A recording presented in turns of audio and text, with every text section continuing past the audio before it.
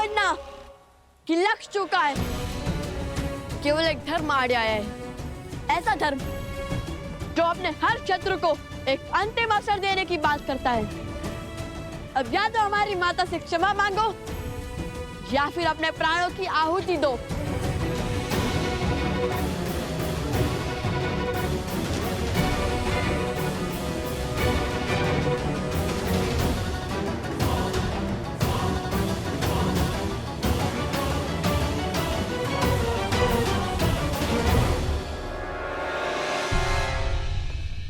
हनुमान जी ने क्या कहा था? हाँ, लातों के भूत बातों से नहीं मानते।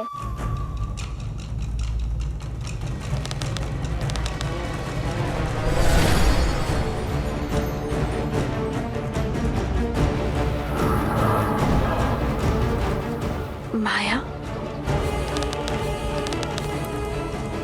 रुको पुत्रो, ये किसी की चाल है, कोई माया जाल है।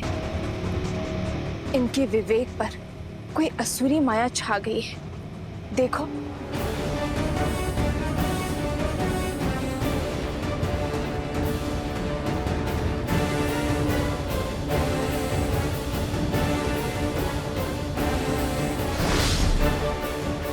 अरे हाँ,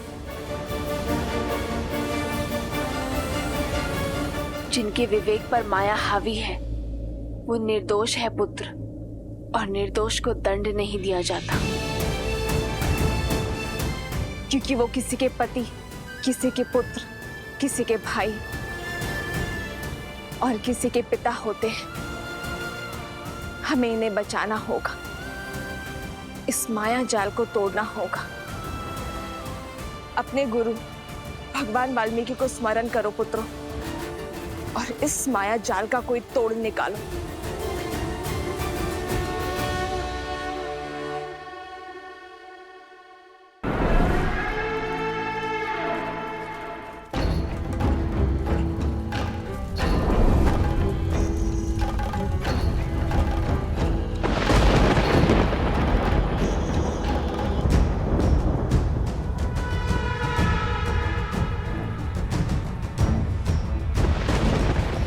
मेरी माया को पहचान अवश्य लिया है, किंतु प्रतिकार नहीं कर पाओगे। इस माया का तोड़ खोजने से पहले होगा मेरा प्रहार।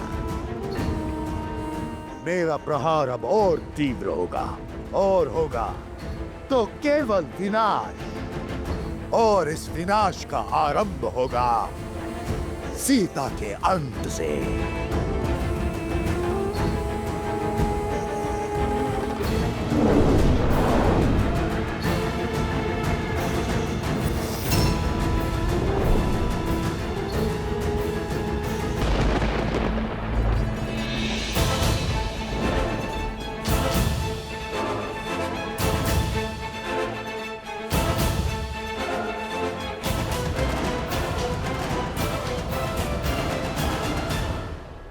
आग का संदेह उचित था माता, ये सब किसी माया के वश में है।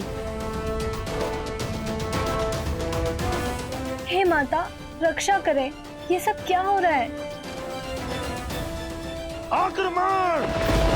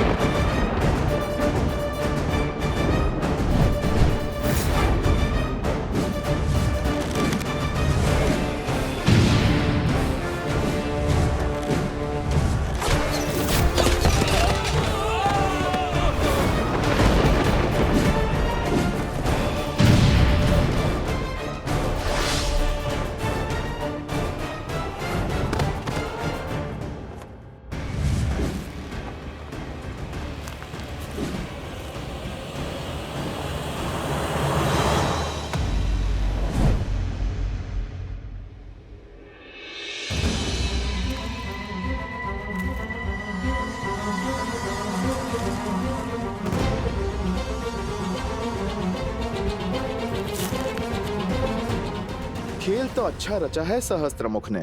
यदि तुम पर विपदा आई तो अश्वमेध यज्ञ खंडित हो जाएगा और दोष मंडेगा लवकुश पर।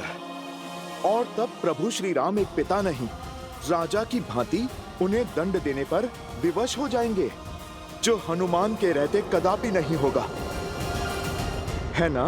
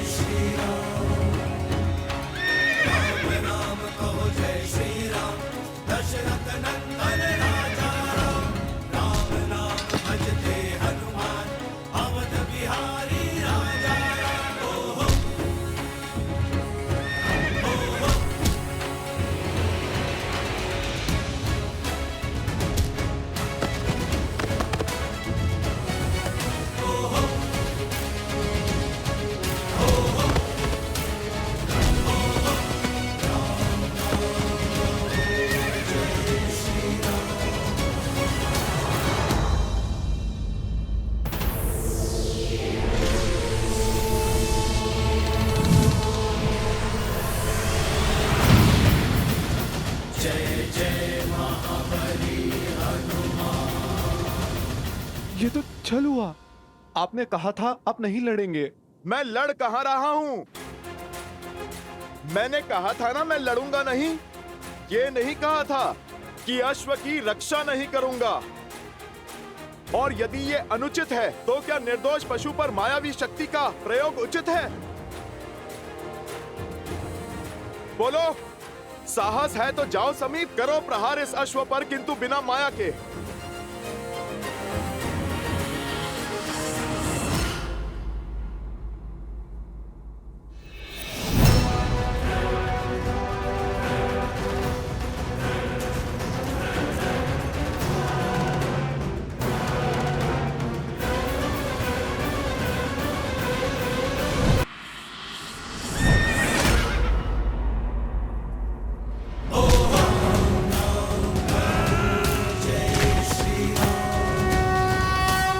महाराज, अति उत्तम, करो प्रहार, मार डालो इन्हें।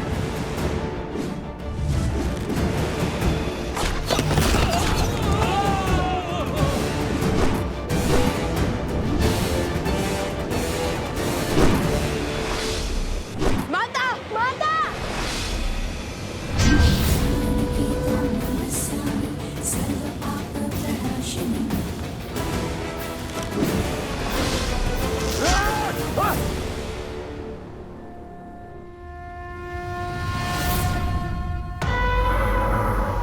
कुश, ये माया जाल ऐसे नहीं कटेगा। हमें कोई उचित अस्त्र चाहिए, अभी इसी क्षण।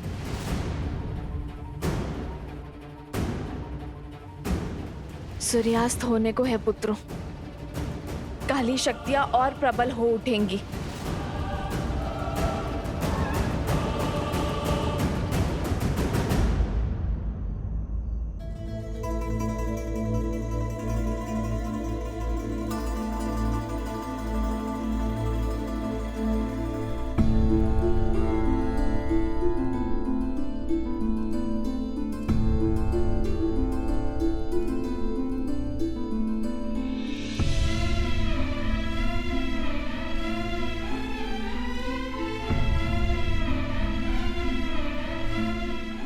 आर्य,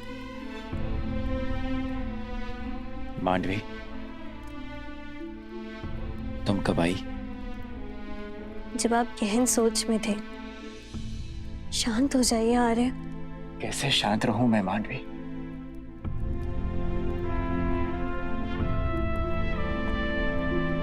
तुम्हें कैसे समझाऊं?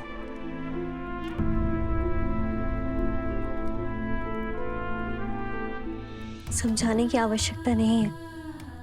आपकी भार्या आपकी मनोदशा नहीं समझेगी तो और कौन समझेगा?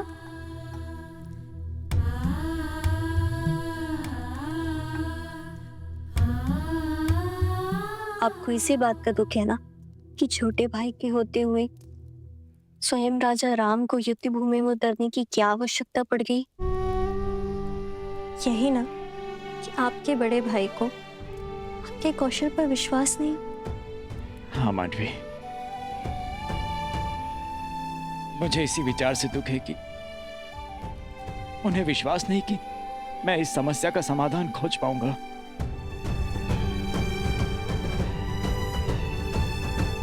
प्रणाम।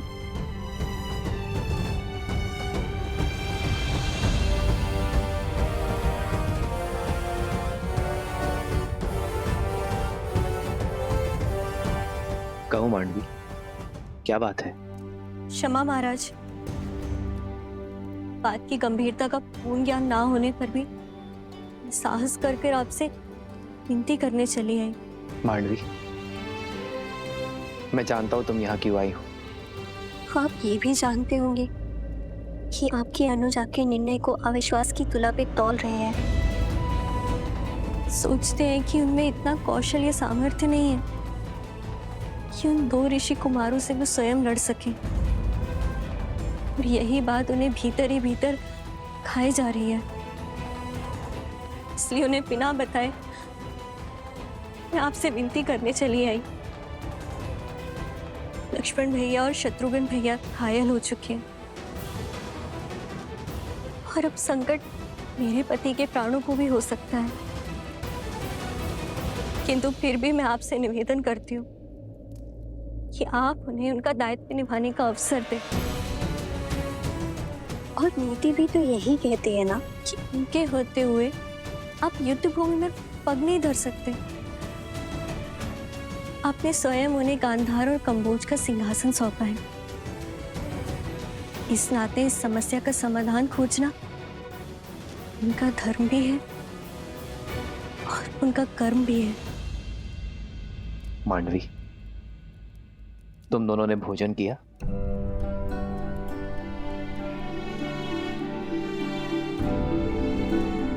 तो जाओ, जाकर भोजन की तैयारी करो मांडवी, और शेष सब मुझ पे छोड़ दो।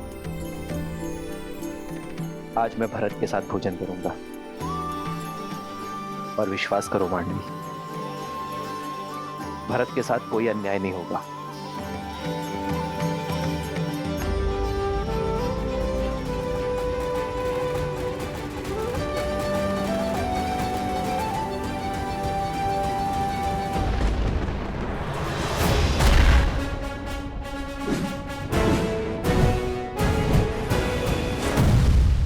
मूर्ख बालको, कितनी देर और रोक पाओगे इन्हें? सहायता का हाथ छटका कर मेरी सहायता कर रहे हो।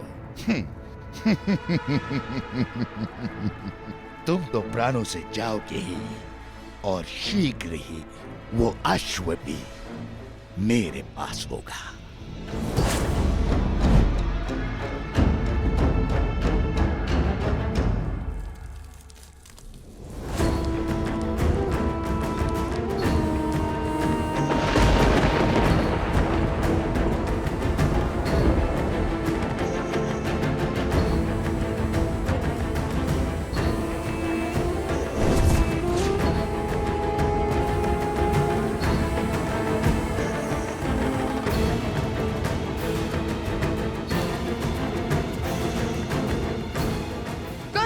हमें इन्हें रोकना ही होगा, अभी और इसी क्षण। बाबा का अस्त्र!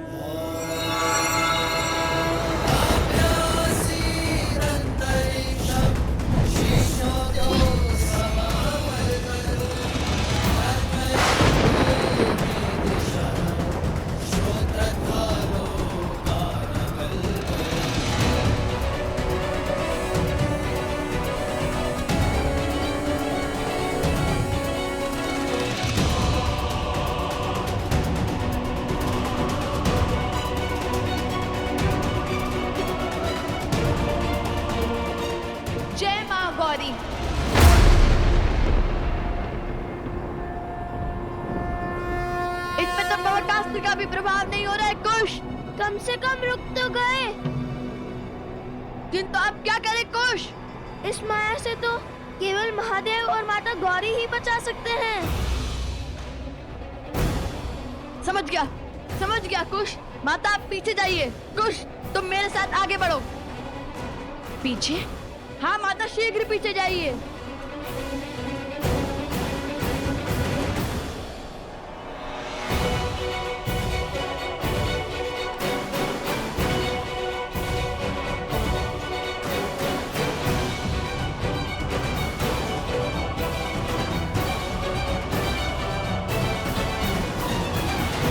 हे महादेव, हे माता, मेरे पुत्रों की रक्षा करना, सहायता करना उनकी। जिस माया को स्वयं ब्रह्मा भी नहीं काट सकते, उसे तुम क्या काटोगे बालको? आज तुम्हारे अभिमान और तुम्हारी माता दोनों का अंत निश्चित है।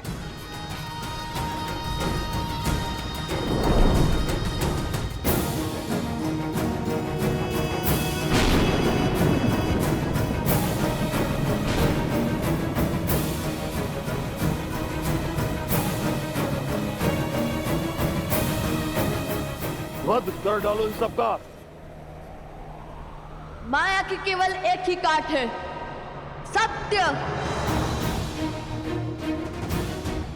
श्री राम कथा के समय राम के समक्ष जब मारीच और सुबहू ने माया रची थी, तब सत्य ने ही माया को तोड़ा था। अब हम भी उसी प्रकार इस माया का अंत करेंगे।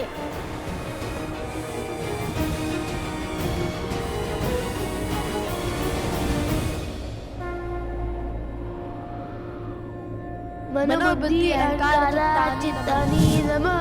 न मन न बुद्धि न चित्त, न मद न कोई है अहम। नाचा श्रोत्रा विज्वे, नाचा घर ना नेत्र, श्रवण नहीं वचन नहीं, ना कोई गंध ना नयन। नाचा व्योमा भूमि, न तेजो न वायु, ना भूमि ना मैं वायु हूँ, ना नभ हूँ मैं, ना हूँ अगन। चिदानंद रूपः शिवोहम शिवोहम। सब ना हो के सब में हूँ, शिवोहम शिवोहम।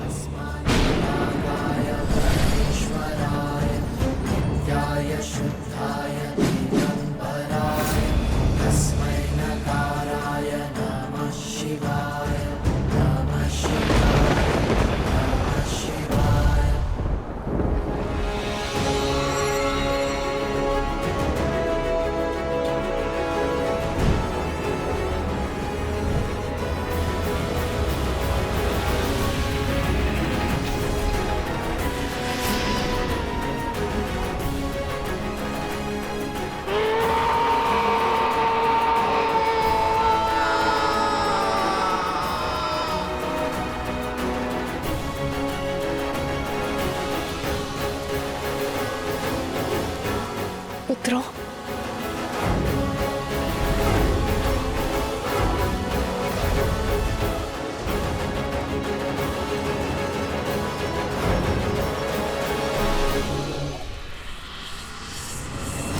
अभी मेरा प्रहार समाप्त नहीं हुआ है। अंत कर डालो इनका।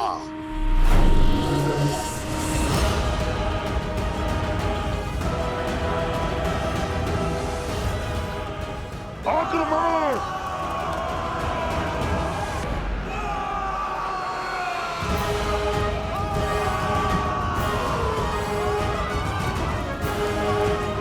ओह, तो तुमने सबको वश में कर लिया था। माता, ये तो दोषी है, इन्हें तो मारना ही होगा।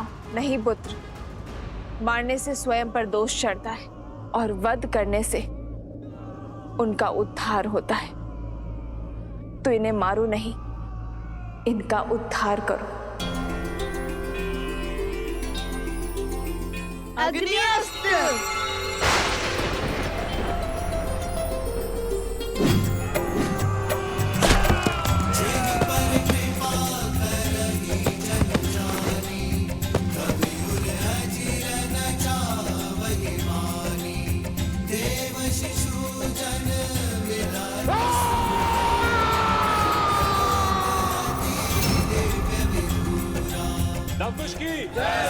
लवकुश की लवकुश की लवकुश की लवकुश की लवकुश की लवकुश की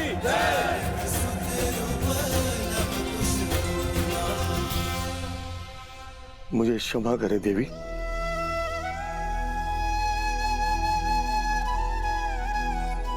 ये मैं कैसा महापाप करने जा रहा था। राम राज्य की परिकल्पना को ध्वस्त करने चला था। एक नारी की हत्या करने जा रहा था। ना जाने किस माया, किस शक्ति की चपेट में आ गए थे हम।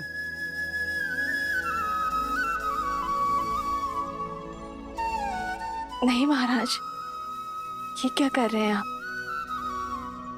जो भी हुआ उसमें आपका कोई दोष नहीं था। हाँ, आप और आपके सैनिकों पर उन असुरों ने माया की थी, किंतु चिंतित ना हो, अब आप उस माया के पास से बच चुके हैं। ये द्वंद्व हार गए तो क्या हुआ? वो अश्व तो अब तक हमारा बंदी बन चुका होगा। बानासुर शुभ समाचार के साथ आता ही होगा। महाराज,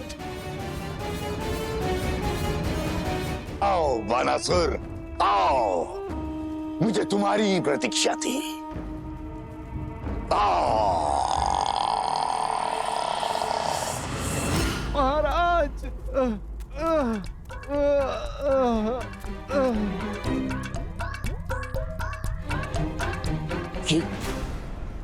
ये क्या दशा बनाई है? और आशु कहाँ है? वो हनुमान वहीं था महाराज।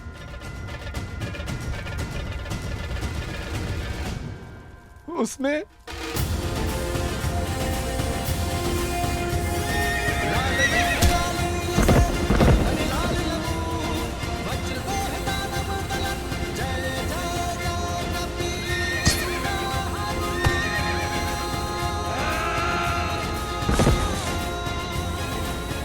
और बहुत जोर से मारा महाराज। हनुमान, हनुमान, हनुमान! हर बार ये वानर मेरी योजना पर ग्रहण कैसे लगा देता है? राज, आपकी माया शक्ति उसे देख क्यों नहीं पाई? क्योंकि वो स्वयं महादेव है, जो हर माया से परे है। किंतु मेरे अस्त्र अब तक समाप्त नहीं हुए हैं।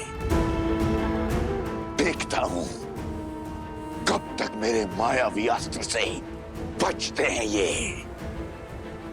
शीघ्र ही इनका विमान टूटेगा और चकनाचूर होगा राम राज्य का स्वप्न।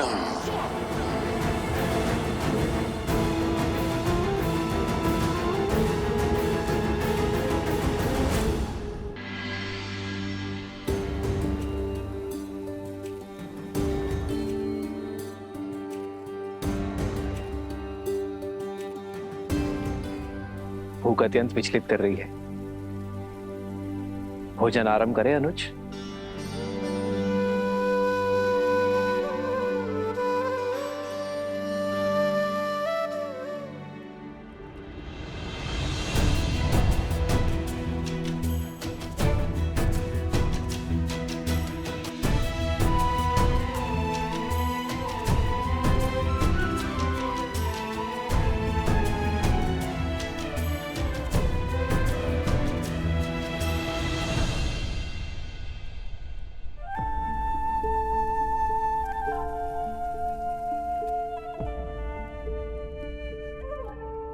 भरत, यदि मन से चिंता ना उतरे तो गले से भोजन का ग्रास भी नीचे नहीं उतरता। अपने मन को हल्का कर दो भरत, और जो सोच तुम्हें विचलित कर रही है वो मुझसे कहो। क्या कहूं भैया मैं? ये कहूं कि मैं कितना अभागा हूं। ये कहूं कि मुझे आपकी सेवा का वो अवसर कभी नहीं मिला जो सदैव लक्ष्मण को मिला। ये कहूं कि संकट में सदैव वो आपके साथ रहा, मैं नहीं। मैं तो सदैव संकट का कारक बन जाता हूं भैया। भैया, जब आपको वन में गमन करना पड़ा तो मुझे ही उसका दोषी माना गया। जब मैं आपकी चरण पादुकाएं ले आया तो संसार ने मुझ पर यह कहकर लांछन लगाया कि देखो, मैं अपने भाई की पादुकाएं इसीलिए ले आया ताकि अपने भाई को वन में नंगे पग घुमा सकूं।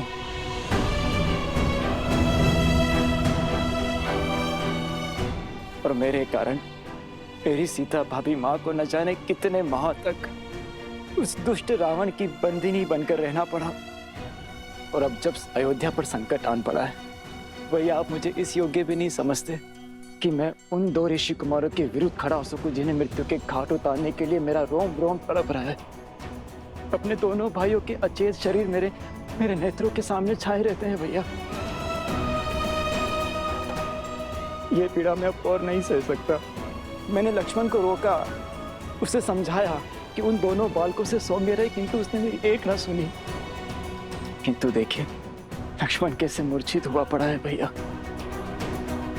मैं तो उनसे लड़ने भी नहीं जा सकता क्योंकि मेरे भैया ही मुझे योग्य नहीं समझते। हुआ ना मैं अभागा।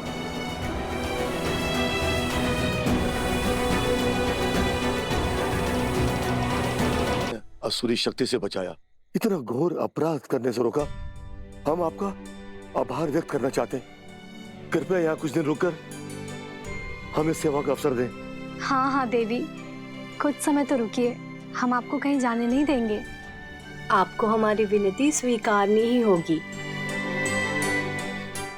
कुश, अश्व और हनुमान जी का क्या? हम उन्हें और अकेला नहीं छोड़ सकते हैं। हाँ हाँ रुक जाइए देवी, कृपया हमारे लिए रुक जाइए। पर आश्रम का क्या होगा? सब लोग हमारी प्रतीक्षा कर रहे होंगे। हमें शीघ्र अतिशीघ्र आश्रम जाना चाहिए। हाँ हाँ, आश्रम में भगवान वाल्मीकि हैं ही नहीं। सारे आश्रमवासी कितना चिंतित हो रहे होंगे। आश्रम जाना ही उचित होगा।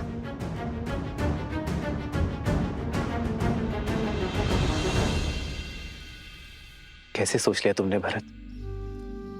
ये कैसे सोच लिया कि मैं अपने भरत को लक्ष्मण या शत्रुघ्न से कम योग्य मानता हूं? तुम तो सौम्यता के सूचक हो भरत, पराक्रम के पर्याय हो।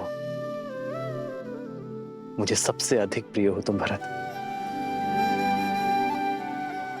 मैंने तुम्हें जाने से इसलिए रोका क्योंकि लक्ष्मण सदा मेरे साथ रहा है भरत। मैंने उसे सदा ही घायल होते हुए, मृत्यु के मुख में जाते हुए देखा है। अत्यंत दुख हुआ मुझे, किंतु मैंने हर बार अपने आप को संभाला है भरत। इस बार पुनः लक्ष्मण घायल है और शत्रुघ्न भी। मैं इस विपदा को सह नहीं पा रहा हूं भरत। और इस बीच यदि तुम्हें कुछ हो गया मेरे भाई, तो भैया पुण्य के प्रतीक श्री राम से पाप कैसे हो सकता है? किंतु आप स्वयं को मेरे स्थान पर रख के देखिए। स्वयं या महल में सुरक्षित रह के आपको युद्ध भूमि में जाते हुए देख, क्या मैं स्वयं से कभी दृष्टि मिला पाऊंगा? लक्ष्मण और शत्रुघ्न के नेत्रों में नेत्र डाल पाऊंगा?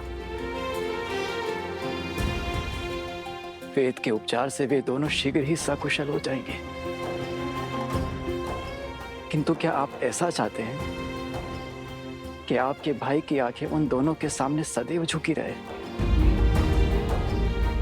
जिन अयोध्या वासियों ने गंगा सी पावन मेरी सीता भाभी मां पर बिना किसी दोष इतने लांछन लगाए, क्या वे लोग मुझे क्षमा कर पाएंगे? क्या वे लोग ये नहीं कहेंगे कि देखो, 2 भाई तो अपने बड़े भाई के साथ कंधे से कंधा मिला करके लड़े, किंतु भरत अपने हाथ पर हाथ रखकर बैठा रहा, वो कुछ न कर सका। मेरे 14 वर्षों की तपस्या पर कालिक लग जाएगी भैया।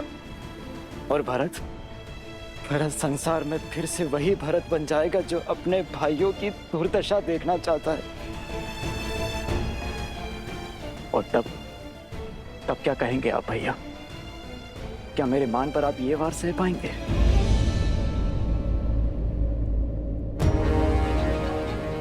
उन दोनों ऋषि कुमारों से मुझे लड़ने की अनुमति दीजिए भैया, बिना किसी शर्त के और बिना किसी बंधन के। अपने भाइयों पर प्रहार करने का उन्हें दंड देने दीजिए मुझे।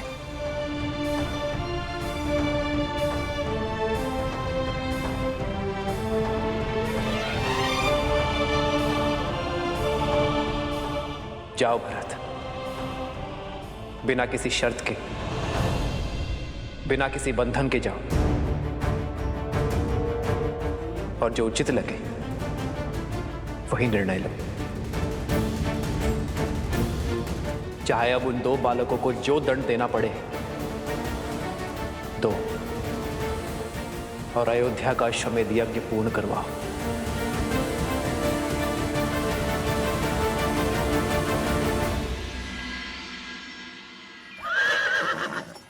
भैया अब क्या करेंगे? राजा निर्मली ने हमें रथ देकर सहायता तो कर दी, किंतु साथ ही साथ संकट में भी डाल दिया। यदि ये रथ लेकर सीधे मार्ग से आश्रम की ओर गए तो अश्व और हनुमान जी माता को दिख जाएंगे। अरे मैं तो कब से वही सोच रहा हूँ कि हम लोग इस अश्व का मार्ग कैसे बदलेंगे। क्या हुआ? कुछ नहीं।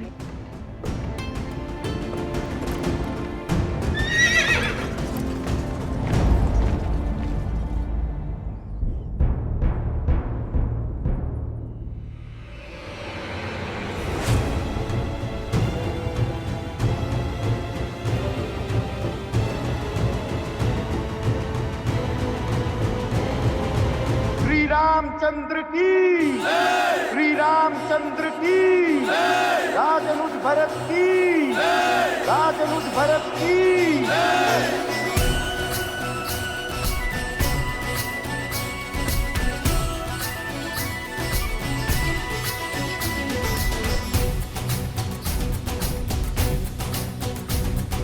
विजयी भव।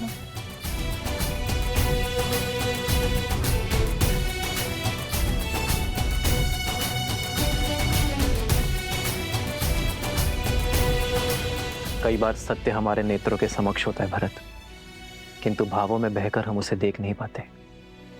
ये भूल हम सबके साथ होती है भरत। अपने भावों पर नियंत्रण रखना भरत। शीघ्र ही लौटो। जो आज्ञा भैया।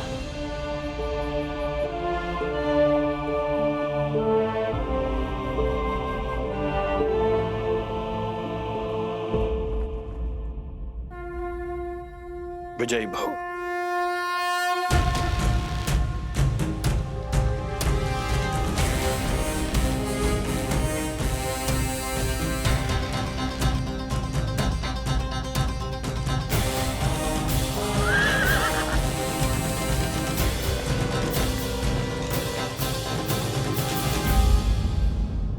कौन है वहाँ?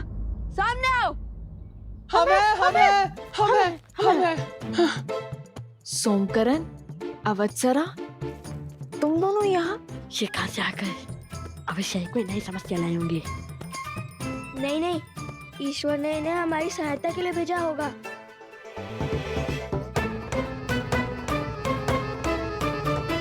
सोमकरण, अवत्सरा, क्या कर रहे हो तुम दोनों यहाँ? और ये वृक्ष कैसे गिरा? भैया इसे काट देते हैं, इससे मार्ग अवरुद्ध हो जाएगा। नहीं, हम अपने काम को सार्थक करने के लिए प्रकृति को हानि नहीं पहुंचा सकते।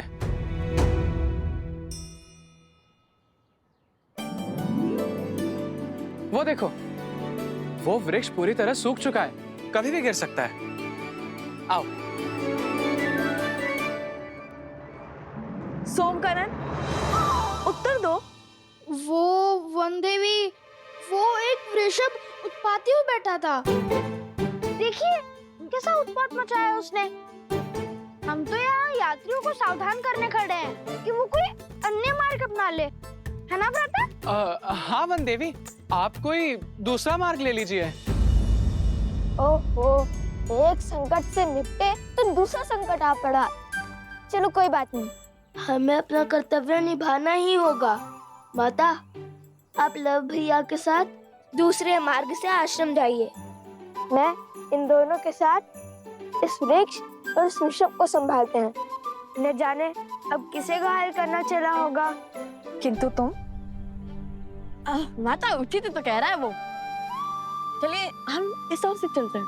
अरे ये मार्ग बहुत लंबा है, हम तनिक देर यहीं रुक जाते हैं। जब ये वृक्ष हटेगा तब हम इसी ओर से आगे बढ़ेंगे। देखिए माता, कितनी लंबी यात्रा करके हम यहाँ आए हैं और त्रिपुरा सुंदरी मंदिर में जो कुछ भी हमारे साथ हुआ उसके बाद आप बहुत थक गई होंगी। अब हम आपको पुनः संकट में नहीं डाल सकते। यदि उस वृषभ ने आक्रमण कर दिया तो?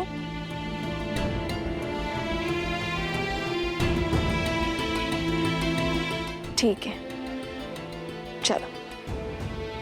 और तुम सावधान रहना और शीघ्र ही लौट कर आना। मुझे तुम सबकी प्रतीक्षा रहेगी। निश्चिंत होकर जाइए माता, हमारे पास सोमकर्ण है ना। यदि बैल आया, बैल के आगे इसे खड़ा कर देंगे। संसार में इससे बड़ा बैल और कोई नहीं है। खुश, मित्र की रक्षा सबसे पहला दायित्व है, जानता हूँ माता। चलो साथी।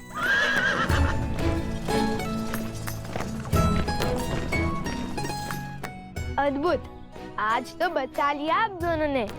यदि रथ इस मार्ग से जाता तो अश्व और हनुमान जी दोनों माता के सामने होते और फिर उनकी डांट से तो श्री राम भी नहीं बचा पाते। संकट से बचे आए अपने गुरुपुत्र। संकट अभी शेष है कुश।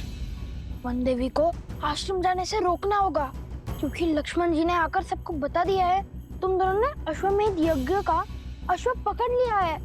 उन दोनों बालकों ने जो किया है वो राजद्रोह है।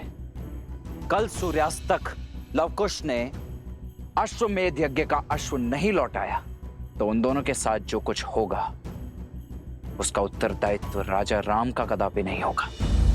हाँ, और सभी को ये भी पता है कि तुमने लक्ष्मण जी और उनके भाई को मूर्छित कर दिया है। इसी कारण गुरु माँ ने भारद्वाज ऋषि को भी बुला लिया। एक संकट से बचाकर दूसरे संकट में ढकेल दिया तुम दोनों ने। चलो शीघ्र चलो, हमें माता से पहले आश्रम पहुंचना होगा। क्या हुआ? चलो पहले इस वृक्ष को तो हटाए। माता को तुम दोनों की सहायता का वचन दिया था मैंने, उनसे असत्य तो नहीं कह सकता मैं।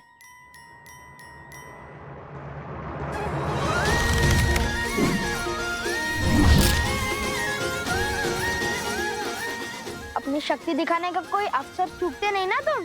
अभी मेरे गुणगान गाने का समय नहीं है, शीघ्र चलो। लव भैया को आश्रम की स्थिति का ज्ञान नहीं है, वो तो संकट टलने के उत्साह में होंगे। चलो। ये मार्ग तनिक लंबा है सारथी, मैंने तीव्र चलाई और तीव्र। बहुत घोर अपराध हुआ है लवकुश से।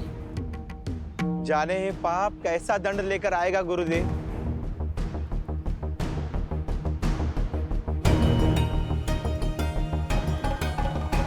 आ गए तुम।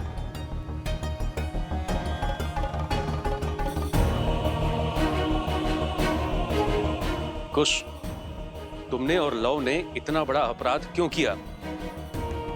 अश्वमेध यज्ञ के अश्व को पकड़ा और अयोध्या के राजकुमारों को मूर्छित कर दिया, और ये सब बात तुमने हम सब से छुपाई क्यों? हम राजा राम के राज्य में रहते हुए उनसे शत्रुता कैसे ले सकते हैं? ये राजद्रोह है। हमने भगवान वाल्मीकि जी को संदेश भेज दिया है